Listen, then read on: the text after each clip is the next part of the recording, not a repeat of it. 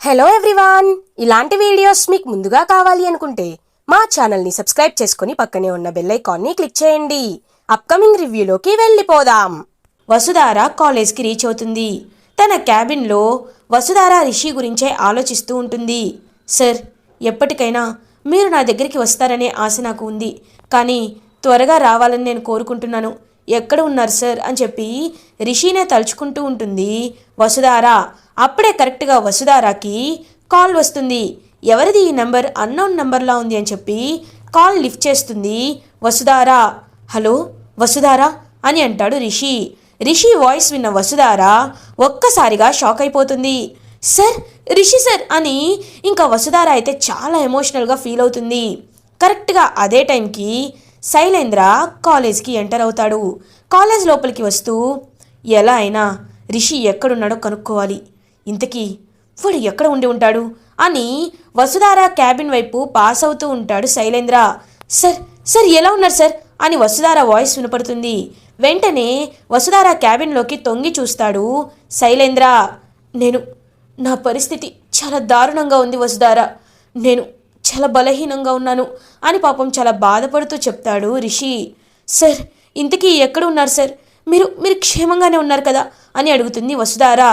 నేను క్షేమంగానే ఉన్నాను వసుధార, కానీ నిన్ను చేరుకోవడానికి కావాల్సినంత శక్తి నాకు ఇప్పుడు దొరకదు.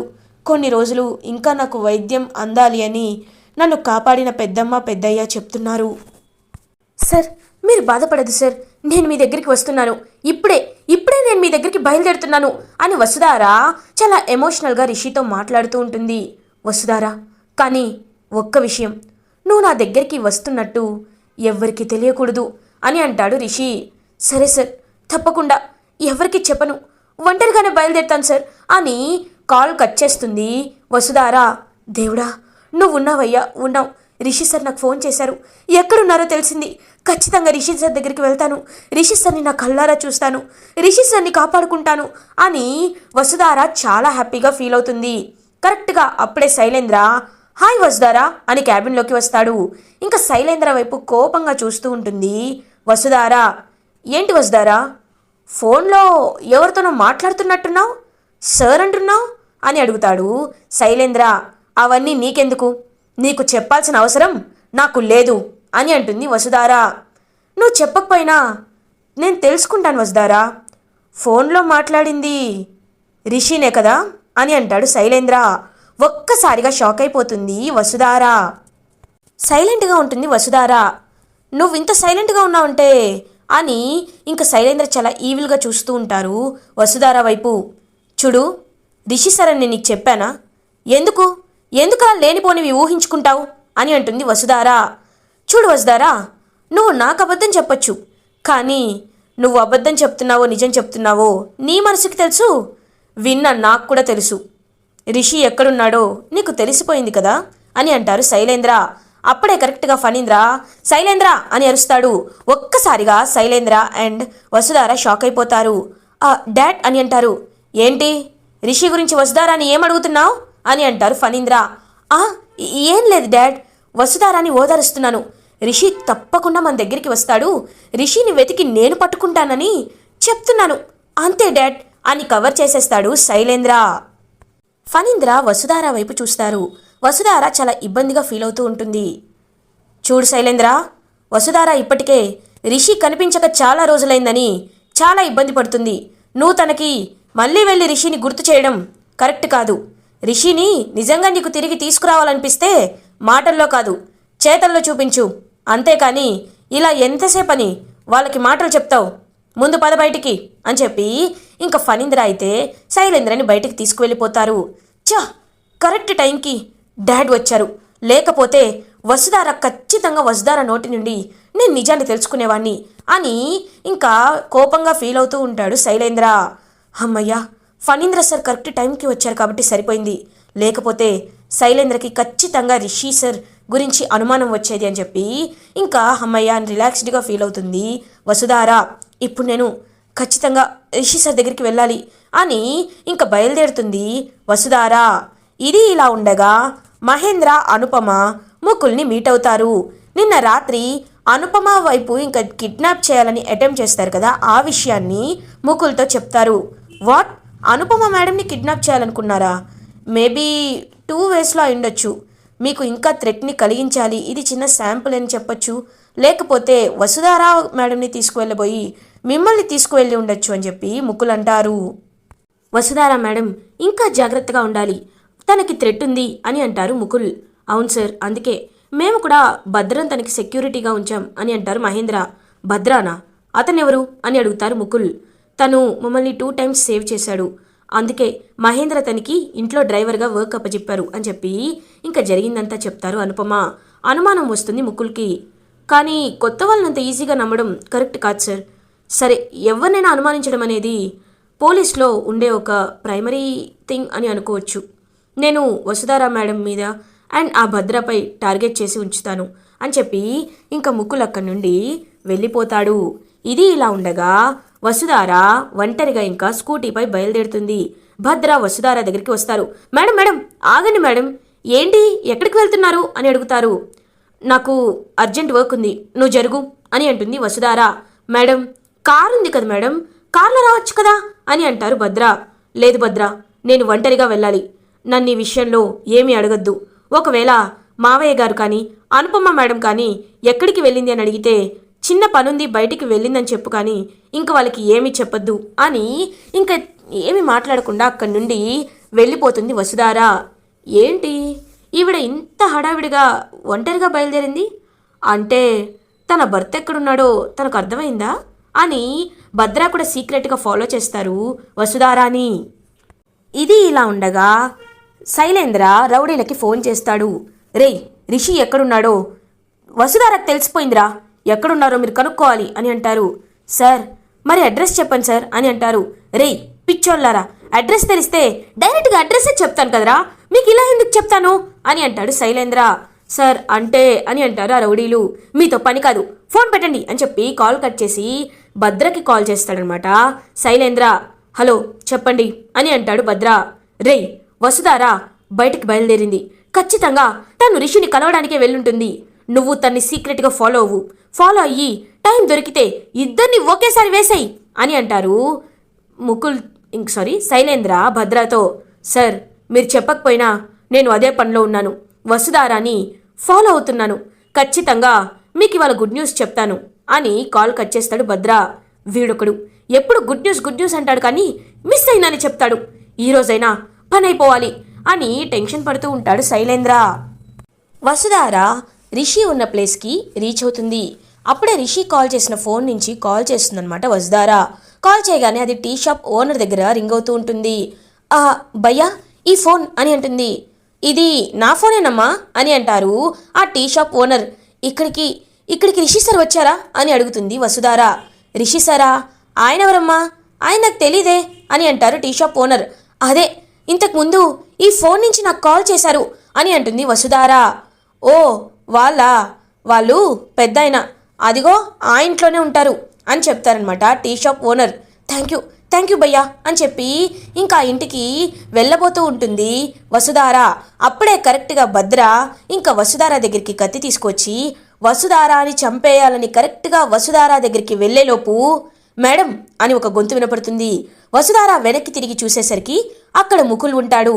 ఒక్కసారిగా భద్ర చా అని మళ్ళీ వెళ్ళి చెట్టు వెనకాల దాక్కుంటాడు. మేడం మీరేంటిక్కడ అని అడుగుతారు ముకుల్. అది అని వసుధార చెప్పబోయేలోపు మళ్ళీ రిషి చెప్పిన మాట గుర్తుకు వస్తుంది వసుధారాకి. వసుధార నేను ఇక్కడ ఉన్నట్లు ఎవ్వరికీ తెలియకూడదు అని చెప్పి రిషి అంటాడు కదా, ఆ మాట గుర్తు వచ్చి ఇంకా వసుధార ఆగిపోతుంది. రిషి సార్ చెప్పినట్లు ఈ విషయం ఎవరికీ తెలియకూడదు, తెలిస్తే ఖచ్చితంగా శైలేంద్రకి లీక్ అయ్యే అవకాశం ఉంటుంది. అది మాత్రమే కాదు, రిషి సార్ పూర్తిగా కోలుకున్నాకే రిషి సార్కి ఏ విషయమైనా తెలియాలి అని చెప్పి ఇంకా మనసులో అనుకొని ఆగిపోతుంది వసుధార. చెప్పండి మేడం, ఇక్కడికి ఎందుకు వచ్చారు అని అడుగుతారు ముకుల్. సార్ అంటే ఇక్కడికి రిషి సార్ ఏమైనా ఉన్నారేమోనని వచ్చాను సార్ అని చెప్పి ఇంకా కవర్ చేస్తుంది వసుధార. మేడం మేము ఆల్రెడీ ఏరియా అంతా సర్చ్ చేసాం, ఎక్కడ మాకు రిషి సార్ ట్రేస్ అవుట్ అవ్వలేదు. అయినా మీరు ఎగ్జాక్ట్గా ఇక్కడికే రావడానికి కారణం ఏంటి అని అంటారు. ఏం లేదు సార్, ఒకప్పుడు మిషన్ ఎడ్యుకేషన్ పర్పస్ మీద కూడా మేము ఇక్కడికి వచ్చాం, ఆ జ్ఞాపకాల గురించి అని చెప్పి వసుధార ఇంకా టీ షాప్ దగ్గర కూర్చొని ముకుల్తో మాట్లాడుతూ ఉంటుంది. ఓకే మేడం, మీరు ఒంటరిగా రావడం అంత సేఫ్ కాదు. మీరు ఖచ్చితంగా త్వరగా మీరు కాలేజ్కి వెళ్ళిపోవడమే మంచిది. ఎందుకంటే శైలేంద్ర రౌడీలు మీరు ఎప్పుడెప్పుడు బయటికి వస్తారా, మిమ్మల్ని ఎప్పుడెప్పుడు అటాక్ చేద్దామా అనే వెయిట్ చేస్తున్నారు. ఇలా మీరు ఒంటరిగా బయటికి వస్తే వాళ్ళు ఖచ్చితంగా మీపై అటాక్ చేసే అవకాశం ఉంటుంది. రిషి సార్ని మనం ట్రేస్ అవుట్ చేస్తాం, ఆలోపు మీరు సేఫ్గా ఉండాలి కదా అని అంటారు ముకుల్. ముకుల్ చుట్టూ గమనిస్తూ ఉంటారు. ముకుల్కి ఎవరో కనిపించినట్లు అనిపిస్తుంది. సరే మేడం, మీరు జాగ్రత్తగా వెళ్ళండి అని ఇంకక్కడి నుండి వెళ్ళిపోతాడు ముకుల్. అప్పుడే ఇంక వసుధార రిషి సార్ని ఇప్పుడు కలిస్తే అని చెప్పి ఇంకా రిషి సార్ గురించి అలా ఇంకా ఎవరికి తెలియకుండా వెళ్ళాలని పాపం ట్రై చేస్తుంది వసుధార. కానీ వసుధార ఆలోచించుకుంటుంది. రిషి సార్ అని చెప్పి ఇంకా ఆలోచిస్తూ ఉంటుంది. రిషి కూడా వసుధార ఎప్పుడు వస్తుందా అని పాపం వెయిట్ చేస్తూ ఉంటాడు రిషి. భద్ర సీక్రెట్గా ఇంకా అక్కడి నుంచి వెళ్ళిపోవాలనుకుంటారు. అప్పుడే భద్ర వెనకాల ఒకరు చేయి వేస్తారు. తిరిగి చూసేసరికి ముకుల్. ఎవరు నువ్వు అని అడుగుతారు ముకుల్. సార్, నా పేరు భద్ర సార్ అని అంటారు. ఇక్కడేం చేస్తున్నావు? ఎందుకు ఇలా దొంగతనంగా చెట్టు వెనకాల దాక్కున్నావు అని అడుగుతారు ముకుల్. సార్, అంటే నేను వసుధార మేడం డ్రైవర్ని సార్ అని అంటారు. డ్రైవరా? మరి మేడం స్కూటీలో వచ్చారు కదా, నీకు ఇక్కడేంటి పని అని అడుగుతారు ముకుల్. సార్, అంటే మేడంని జాగ్రత్తగా చూసుకోమని నాకు మహేంద్ర సార్ చెప్పారు. ఒంటరిగా మేడం వెళ్ళడం సేఫ్ కాదని చెప్పినా మేడం వినకుండా ఇక్కడి వరకు వచ్చారు. అందుకే మేడంకి తెలియకుండా ఫాలో అయ్యాను అని అంటాడు భద్ర. భద్ర పైన అనుమానం వస్తుంది ముకుల్కి. ఏం సార్ అలా అనుమానంగా చూస్తున్నారు? నేనేమి అని చెప్పి ఇంకా భద్ర టెన్షన్ పడుతూ ఉంటారు. సరే, టెన్షన్ పడద్దు. నువ్వు ఏం చెప్పాలనుకుంటున్నావో నాకు అర్థమైంది. మేడం జాగ్రత్తగానే వస్తారు, నువ్వు బయలుదేరు అని అంటారు ముకుల్. సార్, అంటే అని అంటారు. బయలుదేరమని చెప్తున్నాను కదా, బయలుదేరు అని అంటాడు ముకుల్. ఇంకా అక్కడి నుండి వెళ్ళిపోతాడనమాట భద్ర. మంచి ఛాన్స్ మిస్ అయిపోయింది ఛీ అని అక్కడి నుండి ఇంకా వెళ్ళిపోతాడు భద్ర. వసుధార హ్యాపీగా రిషి దగ్గరికి వెళ్తుంది. సార్ అని రిషి దగ్గరికి అలా వెళ్తూ ఇంకా ప్రేమగా చూస్తూ ఉంటుంది వసుధార. వసుధార అని రిషి కూడా చాలా ప్రేమగా ఇంకా వసుధారతో మాట్లాడుతూ ఉంటారు. సార్, మీరు లేని ఇన్ని రోజులు నేను ఎలా బ్రతుకున్నానో కూడా నాకు అర్థం కావట్లేదు సార్. మీరు ఎలా ఉన్నారు సార్ అని పాపం చాలా బాధపడుతూ ఉంటుంది వసుధార. వసుధార, నాకేంటి, నేను బాగానే ఉన్నాను. కానీ ఈ పెద్దవాళ్ళే, పెద్దమ్మ పెద్దయ్యే నన్ను కాపాడారు. ఇన్ని రోజులు నన్ను కంటికి రెప్పలా చూసుకున్నారు అని రిషి వాళ్ళ వైపు గురించి చెప్తాడనమాట.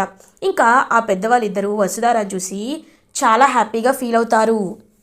సార్, మీకేమీ కాదు సార్, మిమ్మల్ని నేను హాస్పిటల్కి తీసుకువెళ్తాను అని అంటుంది వసుధార.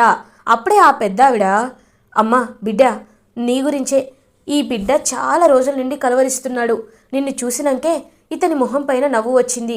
ఈ కొద్ది రోజులు ఓపిక పట్టురి, నేను ఖచ్చితంగా అతన్ని తిరిగి మీకు నార్మల్గా ఇస్తాను. అంటే వైద్యం ఇంకొంచెం మిగిలిపోయి ఉంది, ఆ వైద్యం పూర్తయ్యాక నువ్వు తీసుకువెళ్ళొచ్చు అని చెప్పి ఇంకా రిషి గురించి చెప్తుందనమాట పెద్ద ఆవిడ. కానీ బిడ్డ, ఈ బిడ్డను తీసుకువెళ్ళడానికి చాలామంది రౌడీ మూకలు ఇక్కడే తిరుగుతున్నారు. కాబట్టి నువ్వు కూడా చాలా జాగ్రత్తగా ఉండాలమ్మా. ఈ బిడ్డ ఇక్కడ ఉన్నాడని తెలిస్తే ఖచ్చితంగా వాళ్ళు ఊరుకోరు అని చెప్పి ఇంకా పెద్దవాళ్ళిద్దరూ బాధపడతారు. పెద్దమ్మ, పెద్దయ్య, మీరు ఎందుకు బాధపడుతున్నారో నాకు అర్థమైంది.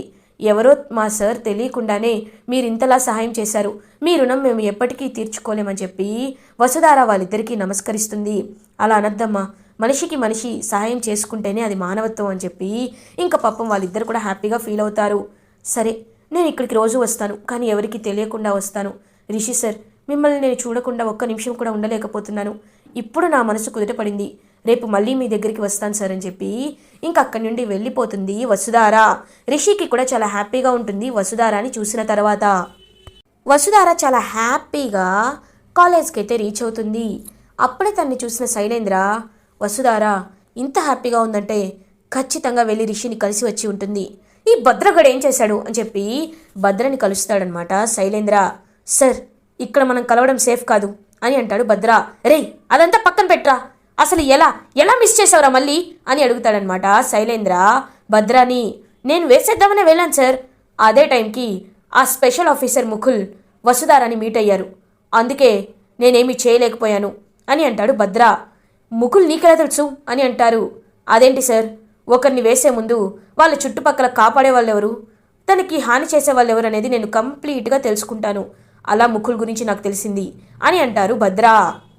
సరేరా, నువ్వు అస్సలు లేట్ చేయొద్దు, త్వరగా కానివరా అని అంటాడు శైలేంద్ర. సార్, టైం వస్తే నేనే వేసేస్తాను, మీతో ఇన్నిసార్లు నేను చెప్పించుకోవాలనుకోవడం లేదు అని అక్కడి నుండి వెళ్ళిపోతాడు భద్ర. ఇది ఇలా ఉండగా ఈవినింగ్ అవుతుంది. అందరూ ఇంకా ఇంటికి రీచ్ అవుతారు. వసుధార చాలా అంటే చాలా హ్యాపీగా ఉంటుంది. సార్, మేడం, ఇవాళ మీకు నచ్చిన కర్రీస్ చేస్తానని చెప్పి తనే వంట చేస్తూ ఉంటుంది. ఏంటమ్మా వసుధార, ఇవాళ ఇంత సంతోషంగా ఉన్నావు అని అడుగుతారు మహేంద్ర. ఏం లేదు సార్, నాకు చాలా హ్యాపీగా ఉంది అంతే అని చెప్పి ఇంకా వసుధార అయితే చాలా హ్యాపీగా ఉంటుంది. ఇంకా అనుపమ వసుధార మొహంలో ఇంత హ్యాపీనెస్ కనబడుతుందంటే ఖచ్చితంగా ఏదో స్పెషల్ రీజనే ఉండి ఉంటుంది అని చెప్పి ఇంకా అలా అనుపమ అయితే వసుధార వైపు చాలా ప్రేమగా చూస్తూ ఉంటుంది. ఇది ఇలా ఉండగా నెక్స్ట్ డే మార్నింగ్ అవుతుంది. అప్పుడే ఇంకా వసుధార ఎవరికి తెలియకుండా ఎర్లీ మార్నింగ్ రిషి దగ్గరికి బయలుదేరుతుంది. రిషికి ఇంకా ఫేవరెట్ కర్రీ తీసుకొని వెళ్తుంది, స్వీట్ చేసి తీసుకువెళ్తుంది అనమాట వసుధార. ఇంకా అలా వసుధార రిషి దగ్గరికి రీచ్ అవ్వగానే కరెక్ట్గా అక్కడికి రౌడీలు వచ్చి ఇంకా వసుధారాని మెడపై కత్తి పెడతారు. ఏయ్, ఎక్కడ ఎక్కడ నీ భర్త అని అడుగుతారు ఆ రౌడీలు. ఇంకా పాపం వసుధార ఏమి మాట్లాడదనమాట. అప్పుడే కరెక్ట్గా రౌడీలందరినీ ఒక వ్యక్తి వచ్చి కొడతాడు. అతను ఎవరో కాదు, భద్ర. వసుధార ఒక్కసారిగా షాక్ అయిపోతుంది. నన్ను ఎందుకు ఎందుకు ఫాలో అయ్యావని చెప్పి అడుగుతుంది. చూడండి మేడం, నేను ఎవరో తెలిస్తే మీరు ఈ ప్రశ్నలన్నీ అడగరు అని అంటాడు భద్ర. ఎవరు ఎవరు నువ్వు అని అడుగుతారు వసుధార. అప్పుడే ఇంకా వసుధారకి భద్ర చెప్పడం స్టార్ట్ చేస్తాడు. మేడం, పుట్టుకతోనే నేను అనాథని. నాకు ఒక చెల్లి ఉండేది. తను చాలా బాగా చదువుతుంది, కానీ తనని ఇంకా పై చదువులు చదివించడానికి నా దగ్గర సరిపడా డబ్బులుండేవి కాదు. అందుకే నేను రౌడీయిజం, గూండాయిజం, హత్యలు చేసి డబ్బులు బాగా సంపాదించి నా చెల్లిని చదివించాలనుకున్నాను. కానీ రిషి సార్ మీరు స్థాపించిన మిషన్ ఎడ్యుకేషన్ వల్ల నా చెల్లి ఫ్రీగా చదువుకుంటుంది. డాక్టర్స్ మేక్ డాక్టర్స్ కాన్సెప్ట్ ద్వారా మా చెల్లి డాక్టర్ అవ్వడానికి ఉపయోగపడింది. అందుకే మీరంటే మాకు అభిమానం మేడం. మీకు థ్రెట్ ఉందని నేను మొన్నే తెలుసుకున్నాక ఎవరైతే మిమ్మల్ని హాని చేయాలనుకుంటున్నారో వాళ్ళ వైపు నుండి వెళ్ళి మీకు మంచి చేద్దామని నేను ఇలా ఫిక్స్ అయ్యాను మేడం అని చెప్పి ఇంకా తన ఫ్లాష్ బ్యాక్ అయితే చెప్తాడు భద్ర. రిషి సార్ని చూడగానే నాకు అర్థమైంది, ఖచ్చితంగా రిషి సార్ని మిమ్మల్ని కాపాడుకోవాలని నేను ఫిక్స్ అయిపోయాను. నా చెల్లెల్లాంటి వాళ్ళు చాలామంది స్టూడెంట్స్ మీ కాలేజ్లో చదువుతున్నారు, ఫ్రీగా చదువుకుంటున్నారు, మంచి మంచి విజయాలు సాధిస్తున్నారు. అలాంటి ఆ శైలేంద్ర లాంటి దుర్మార్గుడి చేతిలోకి కాలేజ్ వెళ్తే మంచిది కాదని మిమ్మల్ని కాపాడుతున్నాను మేడం అని చెప్పి ఇంకా భద్ర అయితే రివీల్ చేస్తాడు అసలైన నిజాన్ని. వసుధార చాలా హ్యాపీగా ఫీల్ అవుతుంది. ఇంకా అలా రిషి దగ్గరికి రీచ్ అయ్యి రిషి వైపు అలా ప్రేమగా చూస్తూ రిషితో టైం స్పెండ్ చేస్తుంది వసుధార. ఇలా ఎపిసోడ్ ఎండ్ అవుతుంది. ఫర్దర్ ఎపిసోడ్ రివ్యూస్ ముందుగా మీకు కావాలి అనుకుంటే మా ఛానల్ని సబ్స్క్రైబ్ చేసుకోండి. Thanks for watching.